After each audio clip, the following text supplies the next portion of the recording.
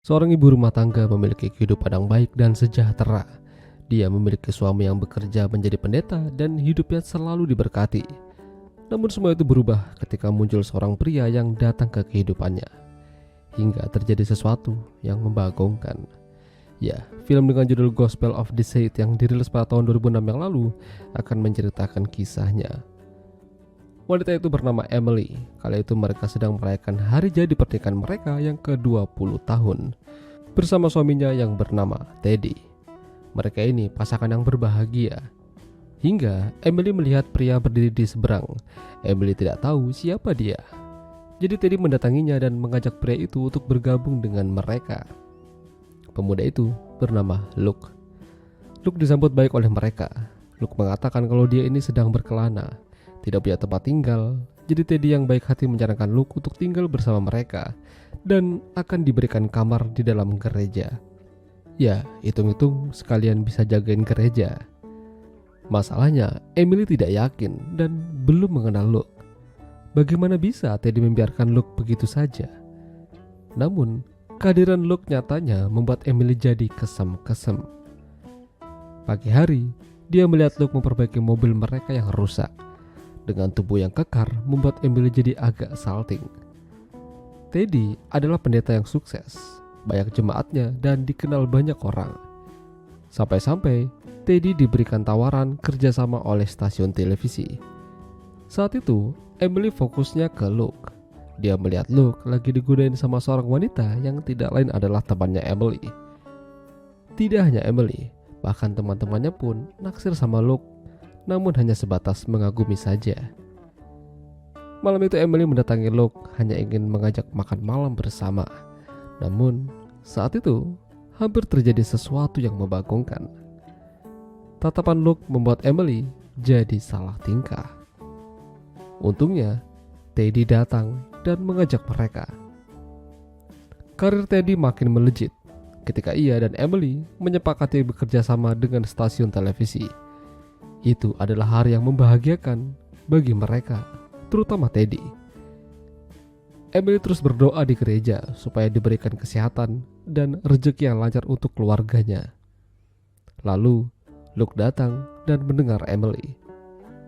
Di sini Emily tidak bisa berbuat apa-apa karena Luke menggiringnya ke meja permantapan. Ya, membagongkan memang. Istrinya digeprek orang lain. Suaminya sibuk siaran. Semenjak itu, Emily benar-benar tidak bisa lepas dari Luke. Bahkan, ketika dia melihat Luke sama wanita lain atau sama temannya, dia merasa cembokur. Hingga suatu malam, ketika mereka sedang beraksi, tiba-tiba pintu kamar Luke ada yang mengetuk. Emily bersembunyi di lemari, sementara Luke membukakan pintu yang ternyata adalah temannya Emily yang bernama Tracy. Dia ingin masuk dan sepertinya mau minta jatah juga sama Luke. Namun Luke membawanya keluar supaya Emily gak ketahuan. Esok harinya, Tracy bercerita kalau semalam dia jalan-jalan sama Luke, pegangan tangan dan makan cilok di pinggir kota. Hal itu tentu saja membuat Emily jadi merasa kesal dan sedikit cembukur. Emily yang masih dalam keadaan kesal lantas meminta Luke untuk menyudahi hubungan mereka. Dia takut kalau hubungan mereka ini makin jauh ke dalam. Luke yang kesal lalu menerima telepon dan diancam untuk segera memberikan uang. Namun, pada siapa? Kehidupan Luke mulai terbongkar dari sini. Luke berbicara pada Emily kalau dia butuh $50.000. Jika tidak, dia akan dibunuh. Lalu, apa hubungannya dengan Emily? Itu bukan urusannya. Ya, jika Emily tidak mau memberikan uang tersebut, Luke akan membongkar hubungan mereka pada Teddy.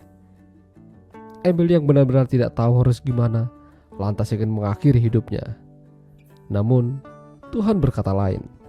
Dia masih diselamatkan. Emily terus bertanya-tanya, siapa sebenarnya Luke ini? Sampai akhirnya, Emily mendapatkan info yang mengejutkan. Jadi, ternyata Luke ini adalah anak Emily hasil aborsi. Dan ajaibnya, anak itu masih hidup. Jadi, dulu Teddy dan Emily pernah hampir punya anak. Tapi sayang, kesehatan anaknya itu bermasalah hingga harus diaborsi. Dan Luke adalah hasilnya. Ini sungguh membingungkan bagi Emily. Bagaimana dia bisa begitu yakin kalau dia adalah anaknya Emily? Padahal yang tahu kejadian ini hanyalah dia dan suami saja. Emily yang terus-terusan diancam pada akhirnya memberikan uang yang diminta oleh Luke. Namun, dia harus berjanji. Luke harus pergi dari sana, meninggalkan kehidupan mereka ini. Tapi Emily masih tidak percaya kalau Luke ini adalah anaknya. Dia kembali menemui Luke dan minta penjelasan apa yang terjadi sebenarnya. Mana mungkin anak aborsi yang ia lahirkan itu masih hidup? Ya, Luke bilang kalau dia diberitahu oleh Teddy, suaminya Emily. Namun, bagaimana bisa? Fakta mengejutkan terjadi di sini. Ternyata, semua ini adalah rencananya Teddy. Dia yang meminta uang tebusan itu. Tapi, apa tujuannya? Mengapa dia harus melalui Luke? Intinya, Teddy tidak mencintai Emily.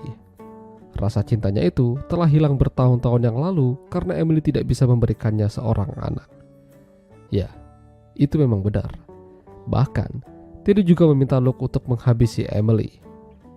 Jika dia berhasil, Teddy akan memberikan $50 itu pada Luke. Suatu kesepakatan yang menggiurkan. Tujuannya apa? Ya, agar Teddy bisa menikah lagi dengan selingkuhannya. Luke mengatakan cara yang paling mudah dan tidak ada jejak adalah dengan meracuninya. Ya, pagi itu Teddy mempersiapkan sarapan untuk Emily yang masih tertidur. Tidak lupa ia memberikan serbuk mesiu di dalamnya. Sementara Teddy akan melangsungkan siaran langsung di gereja bersama para jemaatnya. Namun, di sela-sela itu, Luke merasa ini tidak benar. Dia yang sudah memiliki hubungan dengan Emily merasa tidak tega. Jadi, dia menyelamatkan Emily sebelum ia meminum racun tersebut. Emily datang ke gereja dan membongkar kebusukan suaminya. Namun, Teddy berhasil mengambil pistol polisi dan menodongkan itu pada Emily. Dari belakang Luke berusaha menghentikannya, tapi sayang, dia kena tembak. Emily berusaha mencoba menyadarkan Teddy kalau dia itu mencintainya. Ini bukanlah jalan yang benar. Emily meminta Teddy untuk bertobat dan menceramai suaminya. Hingga dia akhirnya luluh dan akhirnya Teddy menyerahkan diri ke polisi. Tidak hanya Teddy, Luke juga dibawa polisi karena terlibat atas rencana pembunuhan ini. Namun meskipun begitu, dia akan kembali untuk Emily. Itulah tadi alur cerita film Gospel of the Sage. Jika kalian suka dengan video ini, jangan lupa untuk tinggalkan like dan sampai jumpa lagi.